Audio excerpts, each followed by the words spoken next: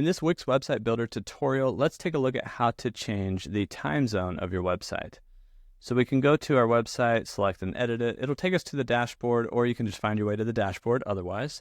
Then we need to go down to the settings on the dashboard menu. And then from here, we can find language and region.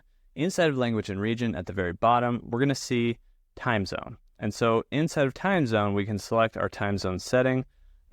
Similar options all the way across the board here. So for instance, if you are in a place that I can pronounce without being worried about not pronouncing it. So if you're in Central Time in Mexico City, you can click on that one and then you can click save up here. Now what this matters, or where this matters, is on different apps, like if you have booking apps or events, different business offerings, like, book a coaching session or something.